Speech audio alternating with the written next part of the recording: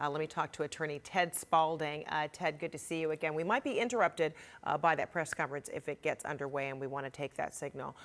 So investigators say they're not trying to assign blame, to what happened. But in your view, is there a civil or criminal case that is building against OceanGate? Yes. I mean, I think there certainly is a civil case.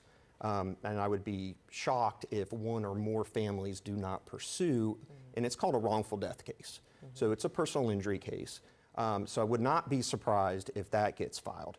Criminal-wise, certainly from some of the narratives that I hear out there, there are some components that if it keeps going that way, there might be a criminal investigation. Meaning if an OceanGate or people within that operation knew that this was a greater risk than usual was being posed by carrying on with this mission? That is correct, yeah. This all comes down, and so does the civil side, quite frankly, comes down to how much knowledge do they have in advance. How much risk did they take and they knew they were taking in the design of this submersible. The more they knew, and we've heard about this the past couple of days with the CEO who was on the submersible, when he was coming up with this idea and creating this submersible, all of the things he was doing and how innovative this was and all of these different things. And the question becomes, how much of this did he know in advance? So let's zero in a little bit more on risk, because everyone on the surface knew that there's great risk with wanting to be part of this venture. And quite frankly, that's also part of the lure, for people who are, explorers who want to be part of, these incredible ventures. And correspondent and tech journalist for CBS Sunday Morning, David Pogue, actually rode on the Titan submersible. He joined us on our air earlier in the week.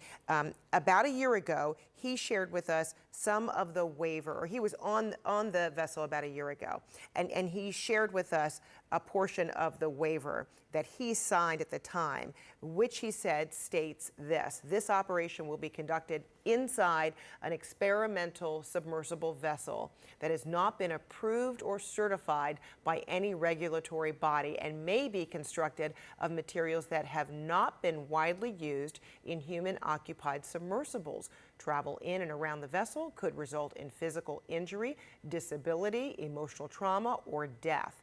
The support vessel could expose me to property damage, injury, disability, or death. Assisting in the operation of the sub could lead to property injury, disability, or death. So, if the language here is similar to that of the waiver that these latest passengers may have signed, does this insulate, protect OceanGate at all? It potentially does. In the personal injury realm, we're very used to waivers, okay? They come up all the time. So this is not abnormal to have a waiver like this. Yeah. Obviously, we're talking a unique situation, so it's a little bit different than what most injury attorneys have to deal with. But this will be hotly litigated if a case is filed, because obviously OceanGate's going to say, look, it's right here in plain English. They're waiving any of this. It's not that simple, okay? Now, we don't know what jurisdiction we're talking about yet. That's going to be another problem. There's Washington whole State animal. involved with this, venture, this company. They're Bahamas because of the way it, the LLC held its money. And then, of course, we're talking about the ocean, where this happened. Correct. So there's multiple jurisdictions that are potentially in play here. So depending on the jurisdiction, what we're dealing with is things like gross negligence. That is a way that a waiver like this can be found to be void. Okay, if OceanGate acted with gross negligence in whatever the claim is. Obviously, we know they're heading down the path of negligent design.